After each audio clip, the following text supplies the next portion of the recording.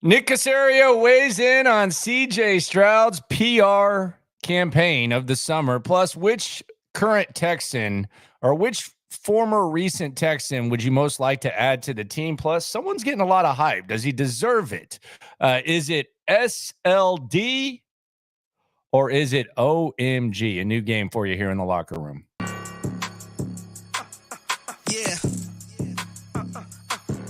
Yeah. It's the locker room on YouTube. You know what it is. Let's get it. Hey, locker room. Yeah, we in the locker room. Texas talk. Yeah, you know what we about to do. Localize every angle's what we really do. We the source. We the pulse of the city too. Landlocked. Got the game in the headlock. Localize every time. Can't stop. All right, it is the locker room, and it is that time of the year. Must be a slow news day type of situation. CJ Stroud, he's been speaking a lot. He's had a lot to say. Does Nick Caserio find that to be counterproductive? Does it worry him or not? It is the locker room, number one source for Texans daily digital content. Also asked a question that's getting some traction about the Texans. Let's go back 2019 and to 2024, what former Texan would you like to add to this year's team? Now, I've seen some of the answers. Now, this is based on how the player actually plays at the moment. Like, how is that the player performing at the moment? Because obviously, if you could go back and do you think DJ Reader's still playing at an elite level? I've seen the Honey Badger, Tyrann Mathieu. Do you feel that? We'll get into some of your answers to that a little bit later. But Nick Caserio, he was on Sports Radio 610. He was on with Seth Payne and Sean Pendergast. And he was asked, and I thought this was a really good question. This was probably one of my favorite questions that they asked. He was asked, what do you think about CJ Stroud making all of the rounds? And I saw that Houston Stresson's actually aggregated this, so I'll give him credit for this. But he was asked about CJ Stroud talking what some people would consider maybe trash or whatever. This was what Nick Caserio had to say about that when he was asked by Sean and Seth. Yeah, I think you summed it up really well. In the end, it's about your commitment to football. In the offseason, players are going to earn opportunities because of their performance on the field, and they have to pick and choose what they feel makes the most sense. And I think we're in an environment where there's more opportunities for players, and they have to be judicious about what they do. So CJ communicates with us what he's doing, and I think he's himself, and we're going to support him, and we're going to support all of our players as long as they're making the right decision. And always going back to team rule number one that Timo has, just protect the team. Always thinking about the team first and foremost, making sure your focus is on football first and foremost, because your football is what leads to those opportunities. Yeah. So hasn't affected his work in the offseason. Nobody works as hard as CJ. He's committed to winning. He wants to be great. I mean, you all have heard him talk. I mean, he cares a lot about winning. So, and you care a lot about winning, you're going to put a lot of work into football. So everybody's got their own personality. And to your point, that's something that D'Amico and I have talked about. Just be yourself. Just be who you are. We're not going to force feed you or force you to do something. So there's some guardrails that you always want to make sure you have in place. But in the end, it's about performance on the football field. And we have to go out there and execute when the game is on the line.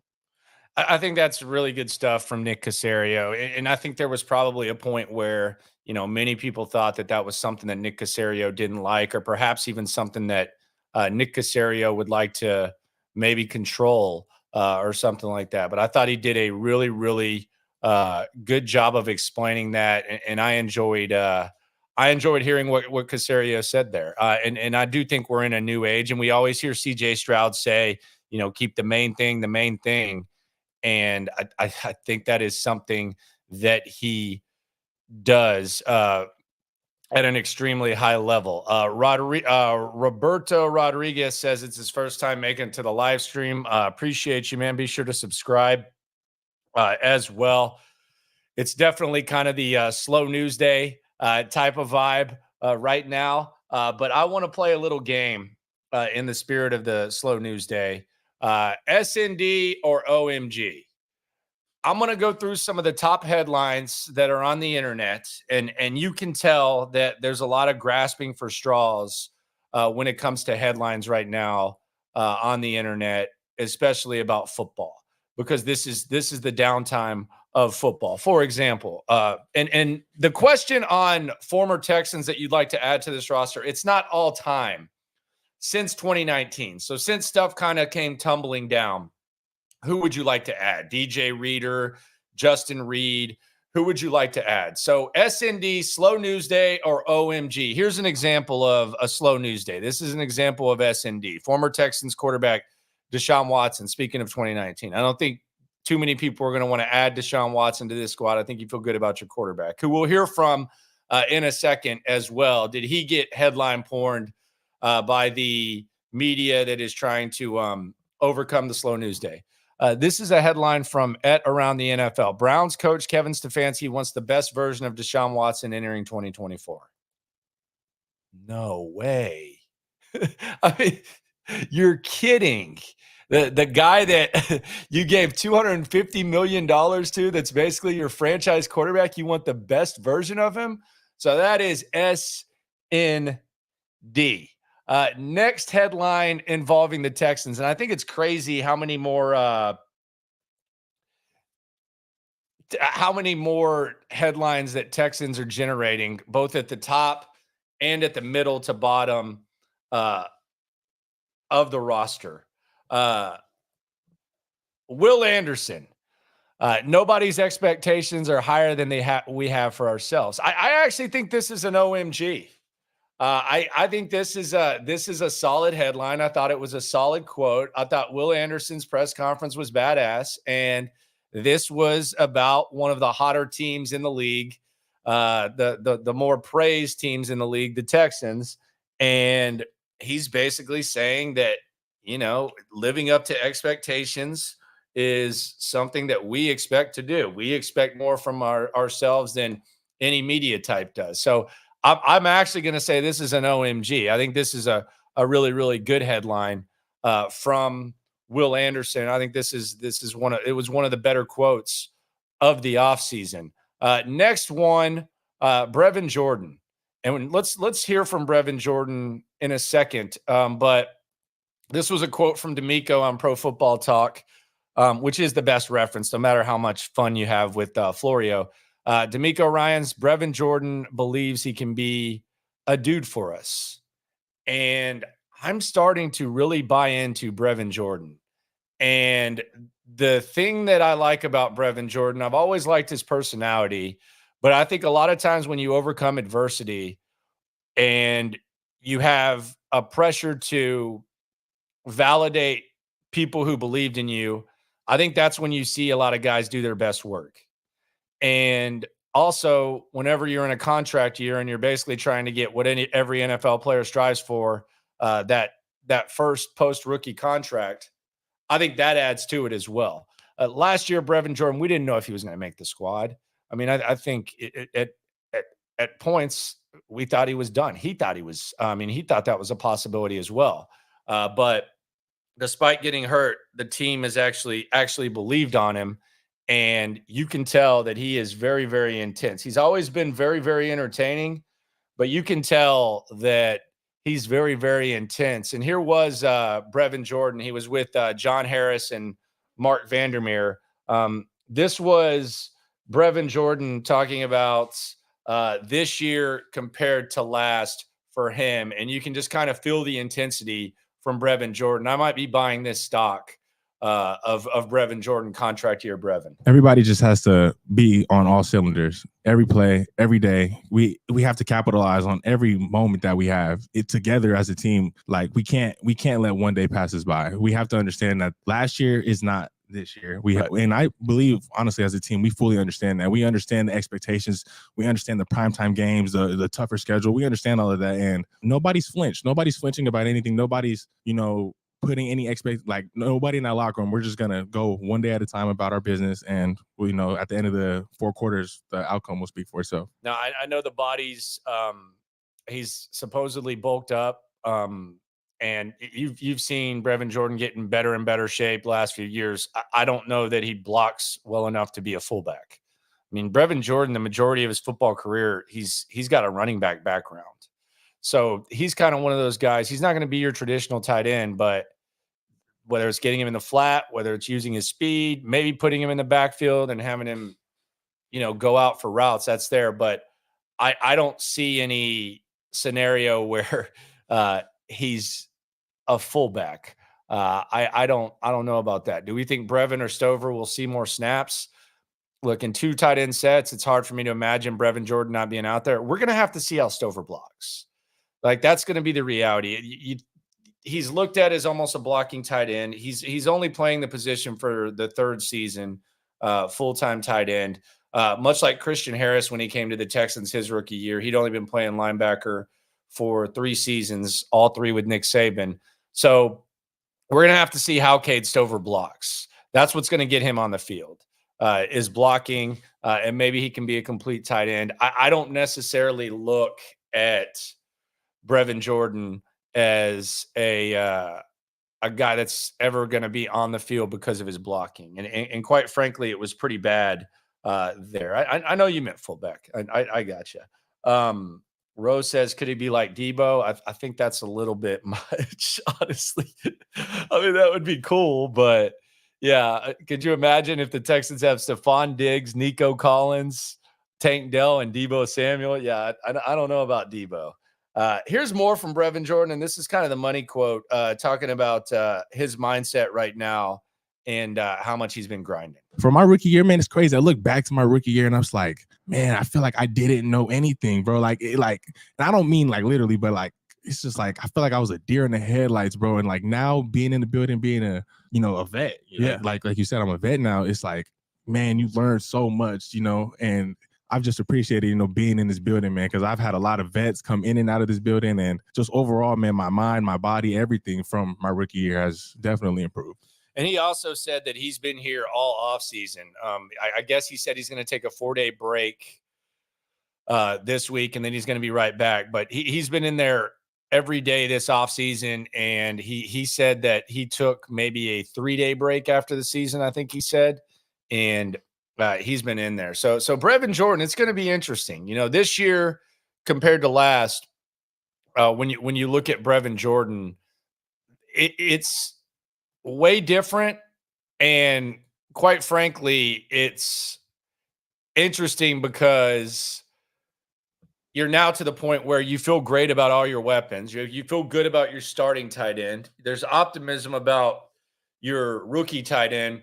And you're almost just looking at Brevin Jordan as like an extra, like almost like a luxury. Like you're not dependent on him. You're looking at him almost as a luxury of, man, can this guy add a new element to the offense? Now, I don't think it's going to be a Debo element like my man said. But yeah, we will see how it goes. He sounds extremely confident. And we'll see how it goes. That says, could I interest you in a stat, Brandon? He averages 76 yards per reception in the playoffs. This is a fact. It's got to be damn close to a record as well, I would say. So to go back to the game, S&D or OMG, I actually think the Will Anderson and the Brevin Jordan, I would say both of those are OMGs. I think those are good quotes for sure. Speaking of quotes, CJ Stroud, we know that he likes Nico Collins. Nico Collins just got paid. This was a headline around the NFL. Quote, Texans CJ Stroud compares wide receiver Nico Collins to Hall of Famer Andre Johnson. Quote, he's a generational talent. Let's try to see if we can hear how this actually sounds when CJ said it, because when you read it, and I think I heard some people talking about this on the radio and talking about on the internet. Oh, it's Nico's not Andre Johnson. How could you say that? Well, first of all, CJ Stroud, we know he's going to go the extra mile to praise his guys. We also know that it was Andre Johnson's Hall of Fame was being talked about. Let's hear what CJ had to say and how it sounded, because you can see the headline. Seems a little wild. It's just something that first of all, I'm just proud of that guy. My brother Nico, he's shown up and shown out, when you know, when his number is called, he always makes a play. And, you know, he's a generational talent, man. He's like our age is Andre Johnson, in my opinion, of just how fast he is, how he gets in and out of his braces, releases, how strong he is. And I think last year was just a preview to what is to come for him. And the one thing I'm proud of him for is just the work has never stopped. He's constantly in here working on his body, constantly in here working on his hands, his mobility in the weight room, you know. So for me, I mean, just having a true I think we have like 5 number ones, you know, so that's kind of cool to have. I've had that before in college, and now I'll have it again, and it's gonna be fun, man. And Nico, he loves to see everybody else eat too. So man, his love for his brothers hasn't changed, and you know, it's a special feeling to see somebody who deserves it get paid, and you know, get what they deserve, and you know, I'm just really proud of him. Yeah, I mean, I think he's just defending his guy. I don't think it was like a real comparison to Andre Johnson. So I would put that slow news day. And the other thing is this, and this is a good point. If we are going to entertain that comparison, I think Tyler brings up Andre was QB proof. Nico was not. Davis Mills. Now, Davis Mills, as good as even the quarterbacks Andre played with in his time pre-Schaub, who knows? He might have looked a lot better with Andre, to add to your point. But yeah, I think that is slow news day. That's S&D. So we have one S&D and 2 OMGs. Are you buying Brevin Jordan stock? Yes or no? Do you think Brevin Jordan could add a new element to this squad? Yay or nay? Let me know. Who would you compare to Andre in today's age wide receivers? Like who plays like Andre? Maybe AJ Brown? Maybe. I mean, I don't think he's as good. I don't know that. I mean, maybe AJ Brown. I don't know. It's kind of hard to find, for sure. No doubt. Man, someone says I F with the corner store hat. Gee, man, this is a Mitchell and Ness hat. You've lost your damn mind, my friend. Ain't no corner store. Although I'll F with a good, like, if you're on like a road trip, nice little, like if you're entering a different state, like get one of their like corner store type of hats. For sure. Yeah. See, so you said AJ Brown too. Yeah. If I had to do it, I would probably say AJ Brown for sure. Going back to Brevin Jordan working out, Tyler again, always on top of it. Shout out to you, my friend. Shout out to everyone for coming through. Slow news day, but we get through it. Been doing this every day for what has it been, like 16, 17 months. So this is always a top priority. And it's only going to get bigger. I got some stuff in the works. Also got some background stuff being taken care of. So it'll only get better. And during the season, got a lot of stuff planned, a lot of exciting stuff. So keep coming through. It's exciting times. Tyler says it makes me nervous when dudes are working out that much with so little rest. I'm sure he's doing what he needs to protect his body, but injury watch will be interesting. And look, he's had trouble staying healthy recently. It is a contract year. He's putting in work, but I will say, I mean, the way that he's talking, he's making it sound like he hasn't rested at all. And he's just been going 100 miles an hour.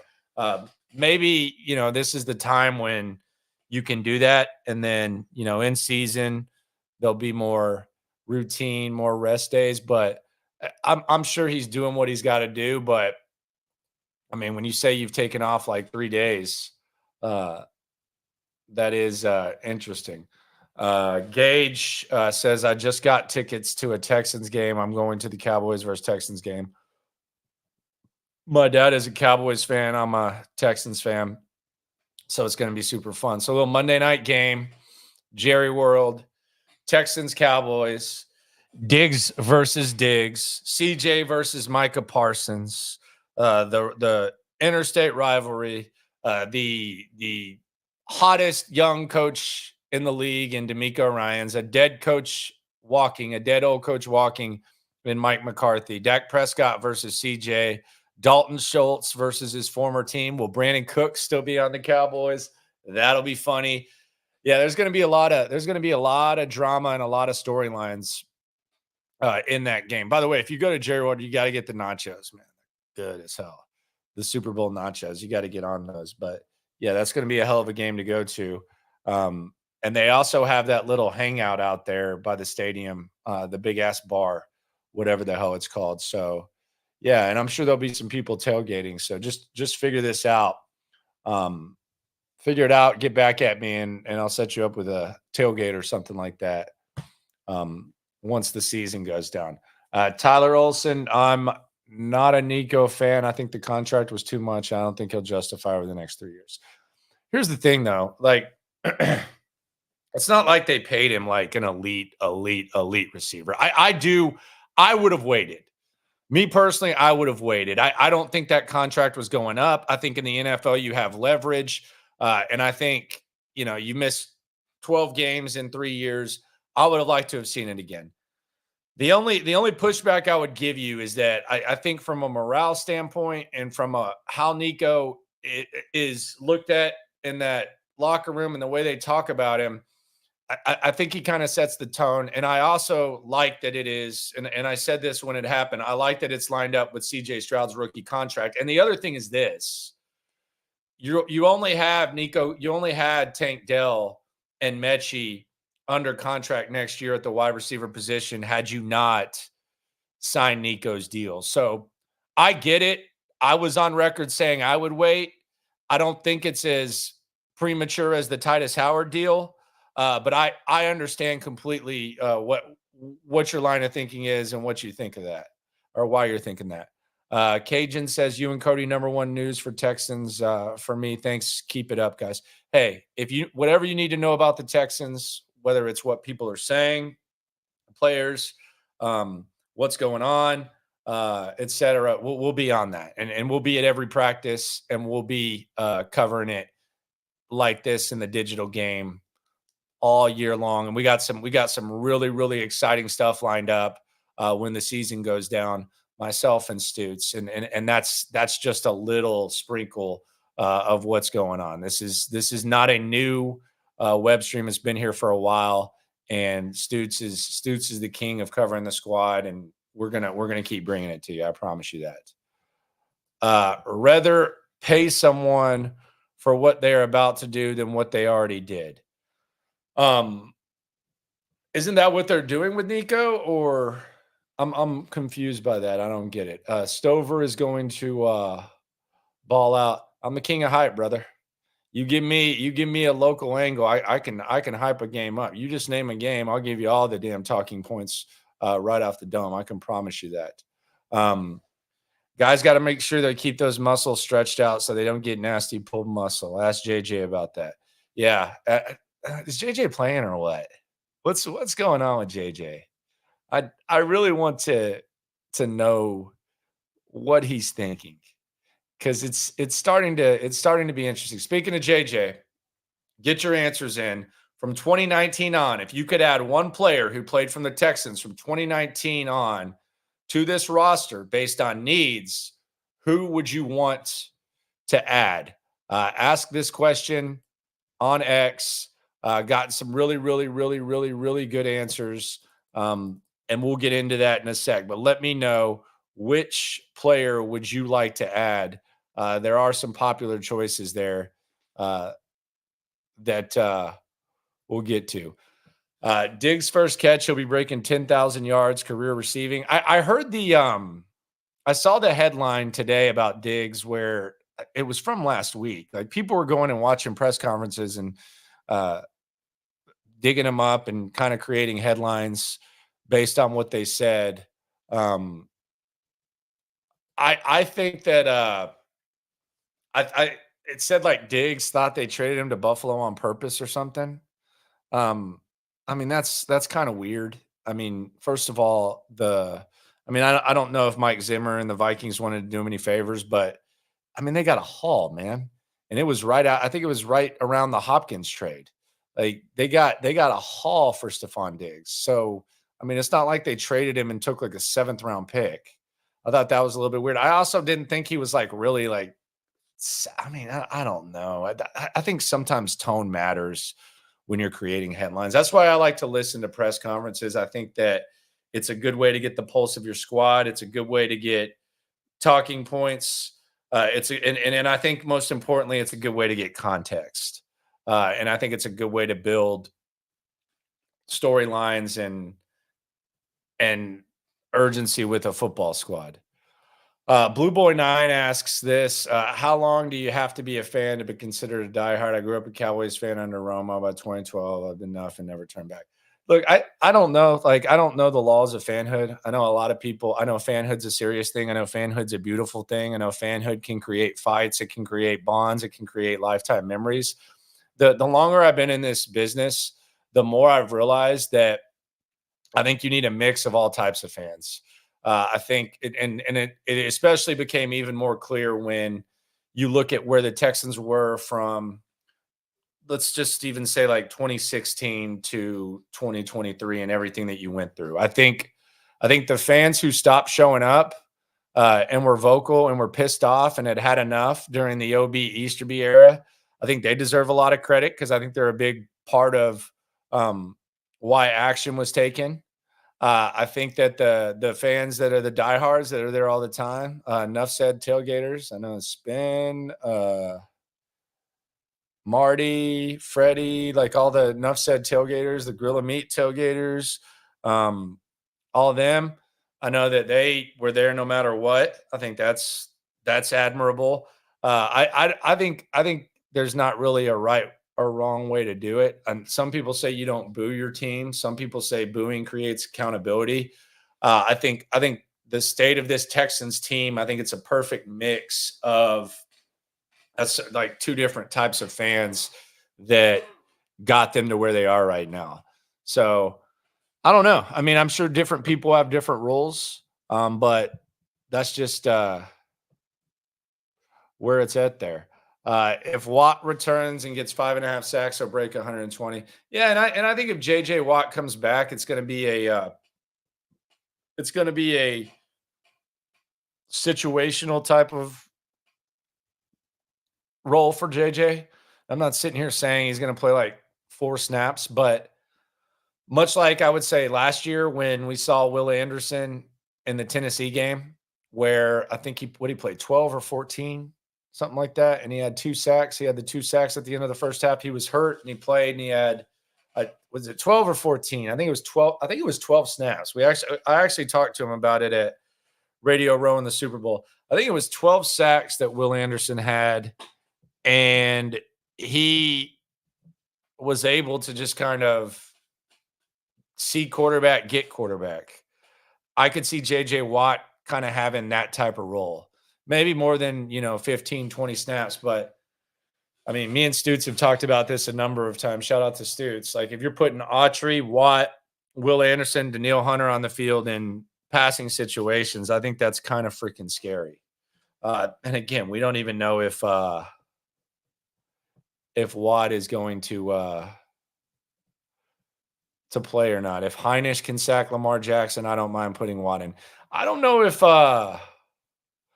Heinisch is going to make the team. It's going to be a tough one for him. I'm intrigued to see what that D-line battle looks like. He's been around for a while. I like Heinisch a lot. But I don't know if he's going to make the squad or not. Going back to the question that I asked here, who would you, from 2019 on, anybody that's played for the Houston Texans, which recent Texans player do you wish you could put on the current roster? Storm Report, shout out to Storm, man. He says DJ Reader. There's Reader, Hopkins, or Watt. I think those are reasonable. What would DeAndre Hopkins, like, what do you need DeAndre Hopkins for on this roster? I don't know that DeAndre's in his prime. You have Stefon Diggs, you have Tank Dell, and you have Nico Collins. I don't know that we need Hop. Justin Reed, no brainer. That would be my answer. I think Justin Reed at the safety position and being able to kick off with these new kickoff rules, on top of just his overall vibe. He's now very battle tested too, 2-time Super Bowl champ since he left. Justin Reed would be my decision. DJ Reader, I know he's coming off the injury. I don't know how good is DJ Reader at this point. That would be a question. JJ, obviously, Jonathan Joseph. He's not in his prime anymore. I don't think that would go too well. I don't think JJ even wants to play. Roy Lopez just because he was cool. Okay, you don't even care about winning, Pedro. And then we have Tyrann Mathieu, DJ Reader. Then someone says Zach Cunningham. Yeah, I don't know about all that either. So just some interesting names. Definitely not Watson. Yeah, JJ in his prime. I don't think. There you go. DJ Reader would be good enough to not get blown up inside, I would hope. LOL. Yeah, I would think so. I mean, he was always a really, really elite run stopper. I was a big fan of DJ Reader. I know they loved him as well. The JJ Watt thing will be interesting. He's kind of teasing us now that he might possibly be here. Let's hear a little bit more from D'Amico Ryans. This was D'Amico Ryans when he spoke last week. Here's what the head coach had to say about the playmakers on the squad. From the other receivers that we don't talk about, you talk about a guy who's improved a lot throughout these OTAs and minicamp. Mechie has shown up, right? He's looking more explosive this second time around. Jared Wayne he's been healthy. He's been able to showcase that he can, big catch radius. He can go up and catch the ball. Long guy who can run, playing physical. So Hutch is flying around full speed every single play. So I'm happy with what Hutch is doing as well. He's improving his route running and his ability, to attack edges and get open. So all those guys we don't talk about, everybody wants to hear about our top guys, but our depth. We have a lot of guys who are working and they are gaining valuable experience from getting the reps that they've been getting. The two people that we hear the most, I want to touch on something that D'Amico said there in a second, and I want to look specifically at two of the guys that he mentioned, but the two most popular names for the question of the night: which recent Texan 2019 or later do you wish was on this team? JJ Watt is one. Again, what are you getting from JJ Watt? He's been away for a year, had a hell of a year. You're not asking him to play every snap. So situationally, I think you could get a lot from JJ Watt. And then Justin Reed, a safety in his prime. We know the safety position was a problem last year for a number of reasons: health, performance, all the above, injury. Yeah, a lot of healthy issues. And then you have the new kickoff rules. I don't know about y'all, and I don't think I'm overstating this. I actually brought this up when they were negotiating with him. I'm terrified about Kaimi Fairbairn having to try to make tackles. And I don't think Dare Gumbawale, he doesn't kick as good as Justin Reed. He kicks good enough, but he doesn't kick as good as Justin Reed. I think the stat was that I think it was either a fourth and almost a half. I think it was like 25 to 40%. Now, this might have been a stat that the Chiefs special teams coach pulled out of his ass, but he said 25 or 40% of the time the kicker was in on the tackles in this form of kickoff. Man, we just had to go 4 weeks last year without Fairbairn. Before that, he's missed games. Like, he misses a lot of games for a kicker.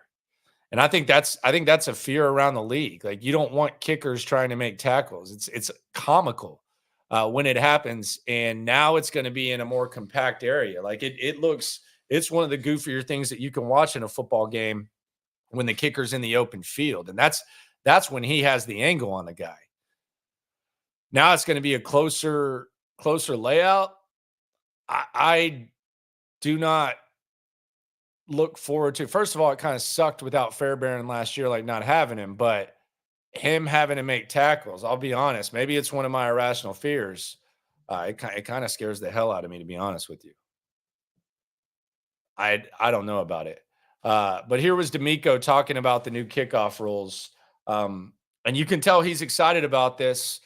This is gonna separate the real from the fake, because these special teams coaches are having to teach something that they've never taught. I think Frank Ross is chopping at the bit. He was depressed with some of these kickoff rules, but here's D'Amico talking about that new kickoff rule that I previously mentioned. Yeah, we've been experiencing with the new kickoff rule. It's going to be new for everyone, right? And I think the fans will see it'll be exciting. You're actually going to get actual kickoff. You're going to get a play, and I think that was the biggest thing of putting the kickoff back in. No more fair catch, right? So you're going to force a returner to run the ball. The distance is shorter, so guys, aren't picking up as much speed when it comes to the kickoff team. So those blocks are going to happen very quickly. It's going to be in a short area. So guys got to win with quickness, right? And I think you're going to see a lot of plays made on the edge of the kickoff and kickoff return, where I've seen it where the kickoff returner it's going to be like a 3-on-3 type of game where you have 3 blockers, all right, 3 defenders trying to make a play. And if the returner is quick enough, fast enough, he probably split. So you'll see a lot of plays being made on the kickoff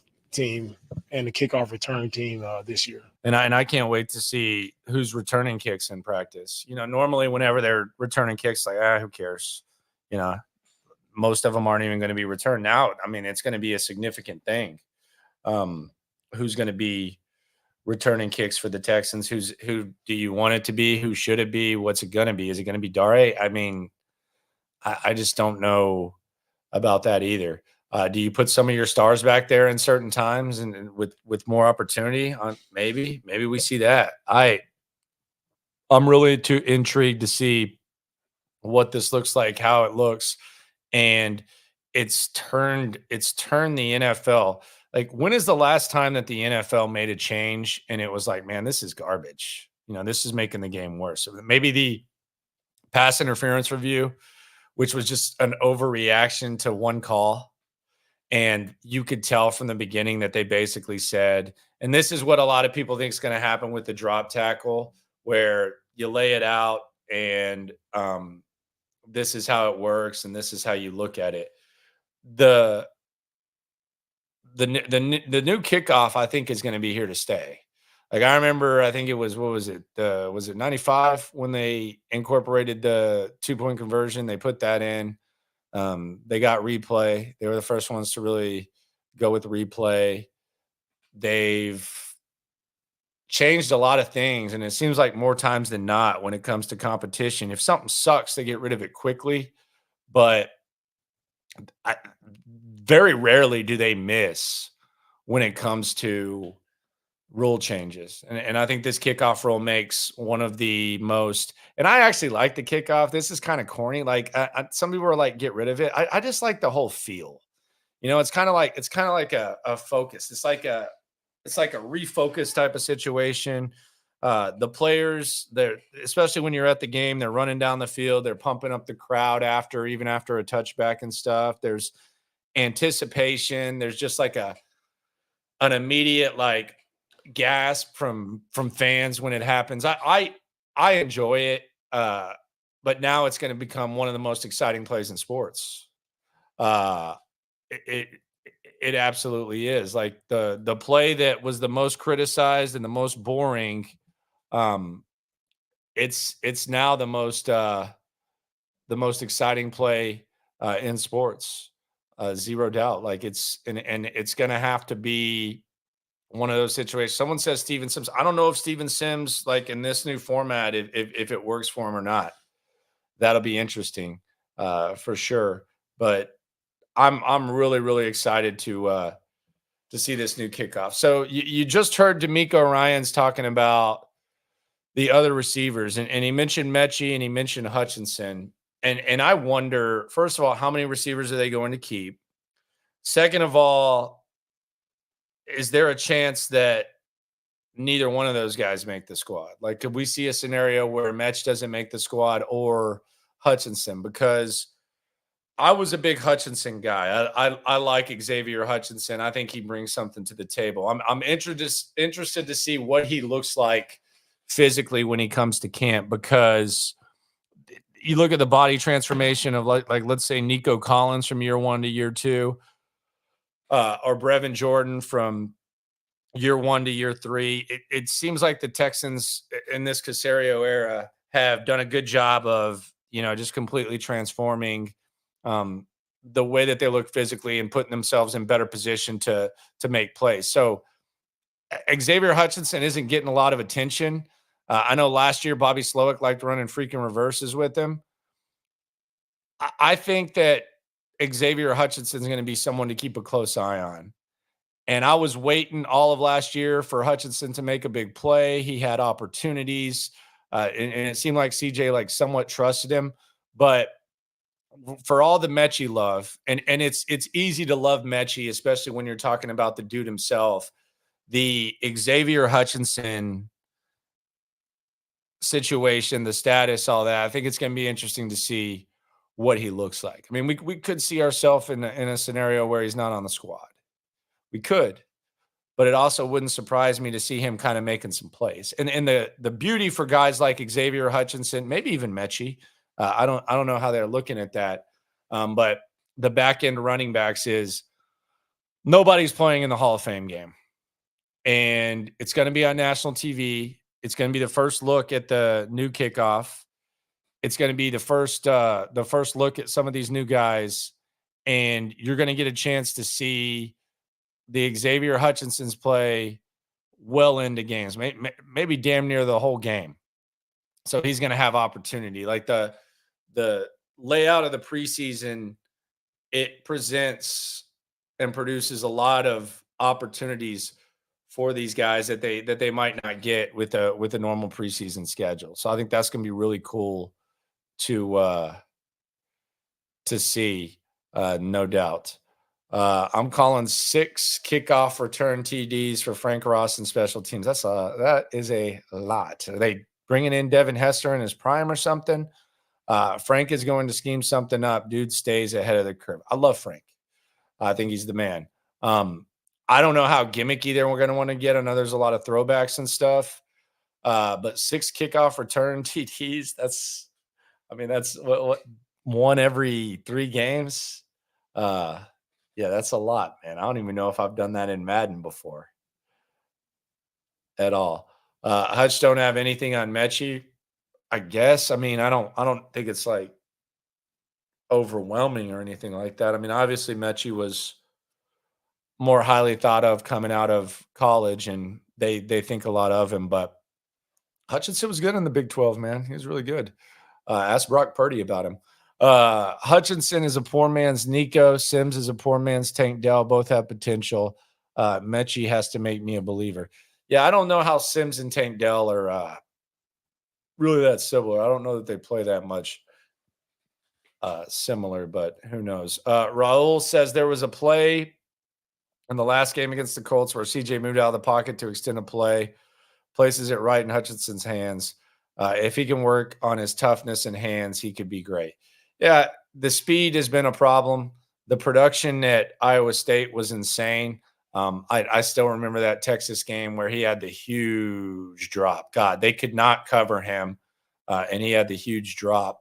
But yeah, we'll see. I mean, let's see what he looks like physically. It'll be cool. See, I think there's a little bit of a Hutchinson fan club.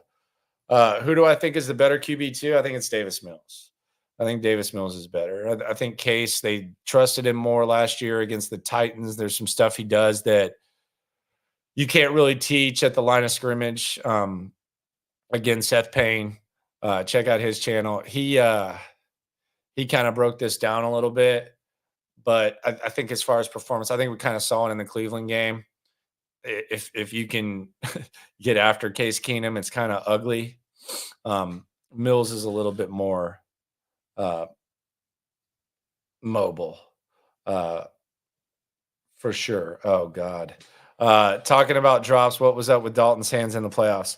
Man, so there were some drops by Schultz in both playoff games, but the craziest thing, and fortunately for them, and fortunately for him, he was able to get it. But that one where Bobby dialed it up across the field to Dalton against the Browns, he damn near dropped that one too. if you look at it, the touchdown that he had in the playoffs against the Browns, he damn near dropped that one too. And fortunately, he was able to get it in there, but I don't know what the deal was going on with that. Hate to shake off the Cowboy ways. Dalton had a rough final game against San Francisco with the Cowboys. Real rough. Well, Lassiter ends up starting. Does starting at nickel count as starting? Because I think the Lassiter thing is interesting. First of all, he looks like an absolute dog out there. I think number 14 just looks badass on a corner, and I think he rocks it nicely. But does a nickelback count as starting? Because the way that Lassiter was discussed, and I was one of these guys, and I think a lot of people had talked themselves into other corners, Dejean and Kool-Aid and some other guys. And you sit there and you say, okay, if this guy's not the number 2 corner, then does that make this a bad pick? You can make a case, and I know that Indy's had Kenny Moore, and there's a lot of teams that have like good nickel corners. You can make a case that that's just as important, especially with how often 3 wide receivers are out there. Now, do I think that Lassiter is gonna start out on the outside? I don't know. I mean, if Stingley misses a game, then he's probably gonna have to be one of your top few guys. But I don't know if he will, but my question would be, do you consider starting at nickelback starting? Because I could easily see, I mean, he's probably going to be competing with Des King for those reps. I don't think Lassiter will have trouble playing. Like there'll be a role for him because he can play. I mean, he knows how to play football. He's pretty good at it. But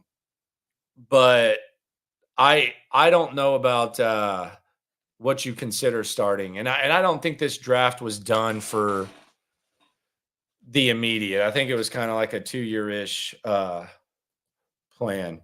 Yes, he almost dropped that. Had to double catch it. Yeah. Lassiter is starting on the outside opposite of Sting. Okay. Well, that'll be great. So I don't know what that would say for the Jeff Okudah Henderson situation or what they would do. I think they like him on the inside, but I mean, if that happens, great.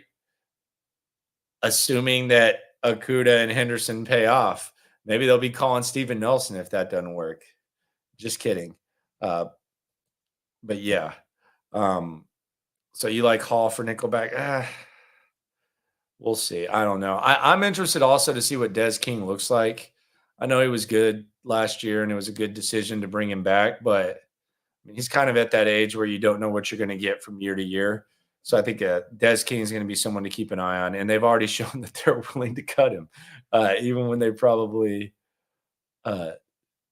shouldn't have. I think Tennessee may have the best secondary in our division. Had no idea. Holy believe he's top 10 like Snead. I mean, is Snead top 10? Are we sure? Like, we're positive about that? I'm not saying he's not good or anything like that, but we're sure he's top 10. I mean, I know he played good last year, but I mean, they had a good defense in front of him and there's opportunities. So are we sure he's a top 10 corner? I will agree with you. I mean, the Texans damn sure don't have the best secondary in the division. I mean, they might not have a top 2 if you really think about it. Jacksonville's got some underrated dudes on their team. You have question marks at safety. You don't know who your cornerback 2 is going to be. You know Stingley's elite, but you don't know how long he's going to be on the field. So, yeah, I mean, I think the Titans do have a better secondary than the Texans, but I do think there's some intrigue with the Texans and how the depth is going to look. I don't know about top 10 corner, though. I think that might be a little much. He did get picked on, yes. He made some plays, though. That is for sure. Titans still missing Autry and Aziz. I don't know if they miss Autry. I mean, they got Tavondre Sweat and they got healthy Jeffrey Simmons coming back. I think the Texans are going to love Autry.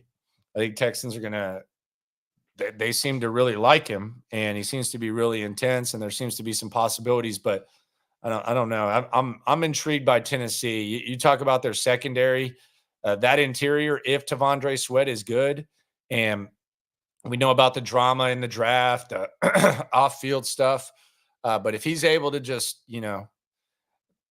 get attention for being damn near 400 pounds, and that frees up Jeffrey Simmons, I mean, that could be scary for a lot of people. And that's something kind of keep an eye on. And oh, by the way, we don't know what the hell's up with their coach. We know Steichen's a good coach. We don't know about Callahan.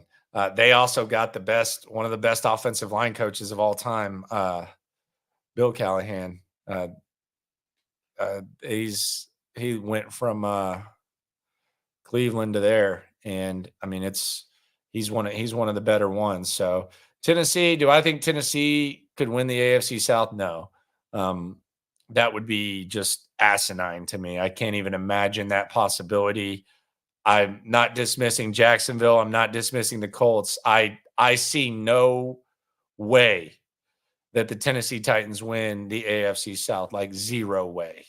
And look, football predictions, year-to-year NFL events, they make fools of us all, but my God, I just can't really see that. But I do think they have some factors on their football team that could make them kind of a pain in the ass to play in certain spots and certain times. So that's that. Altogether, we have the best defense in the division.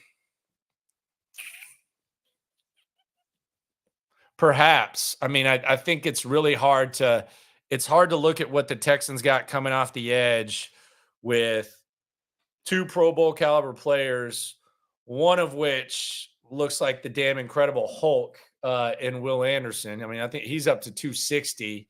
And then you have Danielle Hunter, who's one of the best sack guys.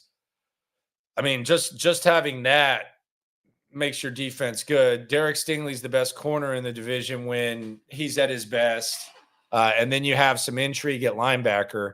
I will say, though, like there are question marks that lead to that. You can make a case that the Texans have the best. I think there's probably some Titans fans that would argue that they got some potential. Jags fans, you just added Armstead. You got Josh Allen, the new contract for Josh Allen. And you got pretty underrated secondary, some underrated guys at linebacker. But yeah, that'll be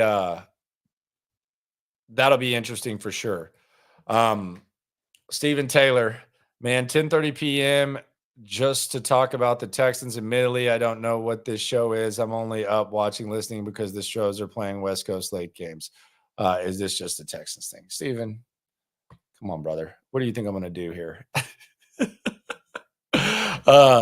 Tyler asks, Tunsil and Howard need to dominate the edge rushes this year. Simmons and Allen cannot wreck the game on the edge against us this year. Yeah, no idea what that means. I remember being in second grade in 2003 where I became a Texans fan just because of AJ80. Been a fan since. The 2003 is that was a hell of a year, man. And then 2003 was like that was when people started really getting excited about the Texans. And of course, Andre Johnson. There was actually debate. Like, do you take who was it that was in his draft? Was it Charles Rogers? And he was cold at Michigan State. I remember he had that commercial. It was like, I'm Charles Rogers. I had blah, blah, blah touchdowns and da-da-da-da-da. Forgot what it was. It was like an EA Sports commercial. Ended up being kind of a little bit of a flop. I don't see Tennessee winning the division either, but they definitely made the most moves after us. If Levis figures some things out, they could be a problem. What's he going to figure out? And it's not Will Levis. In this stream, we know the rule. It's Gosh Allen. It's Gosh Allen is what he's called. He ain't Will Levis in here. We don't call that mayonnaise eating, gun showing, goofball QB. We don't call him. We don't call him Will Levis. We call him Gosh Allen until proven otherwise. My favorite thing about the Will Levis thing, and this is like another nobody's talking about.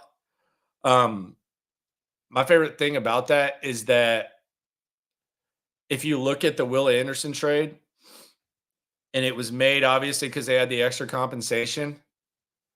The pick that they sent to Arizona sent to Tennessee, and Tennessee selected Will Levis. So let's say that Will Anderson ends up being elite and Will Levis ends up being a little bit of a disappointment. You can really kind of make a case, because everybody likes to do the optimal trade, that not only did you, with the extra draft equity, get an elite defensive player in Will Anderson, you also gave the old Oilers, the Tennessee Titans, a crappy quarterback. So that's part of the reason that I would also like to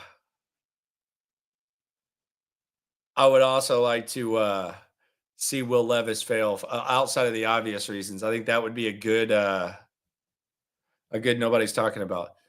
I don't get the Calvin Ridley thing. Like, I really don't. And it seemed like Titans fans were happy because they took him from Jacksonville. I actually think they might have done Jacksonville a favor. I think they might have actually done Jacksonville a favor with the Calvin Ridley thing. Like, did you see that and say, "Oh, damn, Tennessee's really cooking now"? I mean, were you scared of that? Like, do you think that Jacksonville is going to be worse now because they don't have Calvin Ridley? I don't. I think Calvin Ridley. I think there's some things and some moves that you make that when you bring them in low risk, I think it's worth it. But then once you pay them like they're premium players, I don't think it works out that way. I think Jacksonville was brilliant for trading for Calvin Ridley. I thought that was a good move. I think Tennessee was dumb to pay him as much as they did. I don't know if it's mayonnaise drinking or what. Put it in coffee or something like that. Am I going to be at open practices? You bet your ass I am. I'm covering the squad, man. No doubt. I'll be there. Have some stuff going on that. But yes, I will. Tennessee's wide receivers are vastly overrated. D-Hop ain't what he used to be. Ridley was never a threat in Jacksonville. Has never become a number one and barely hits 1K yards. Boyd is a career number 3. I think Boyd's a good 3.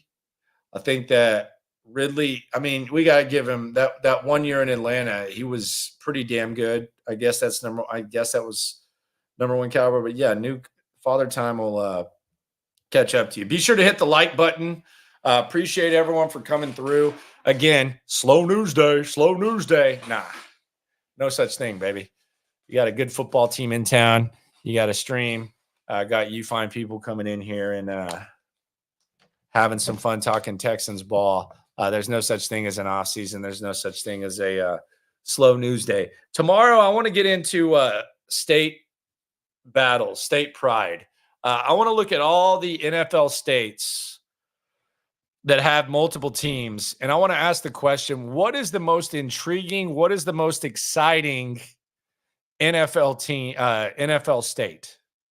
Texas, New York, California, Florida, Pennsylvania. What is the most intriguing football state when it comes to the NFL? Never draft Ridley in fantasy. It sounds like you have some experience from that, for sure. I worry about Jacksonville and I worry about Indianapolis. Asking who I worry about in the division. I mean, both of them could have easily won the division last year. I think Shane Steichen's an awesome coach. The Colts are healthy. I think Adonai Mitchell is going to be a mofo for them. Their secondary is more healthy. I don't know what Anthony Richardson's going to be, but I don't know that. I think Shane Steichen can create. I think Jonathan Taylor for a full season motivated all that. We saw really, really, really close what he can do. So I'm worried about Indy. Jacksonville, hell, I mean, if they don't lose to the Titans, they win the division. So I think there's got to be some sort of respect there. Appreciate everyone for coming through all across the country, Texans fans, all that type of stuff. Be sure to subscribe, be sure to like, be sure to ride along. Check out Cody Stutes, what he's got going as well. And always remember, when it comes to this Texan stuff, baby, we are all in it together. Thanks for coming through.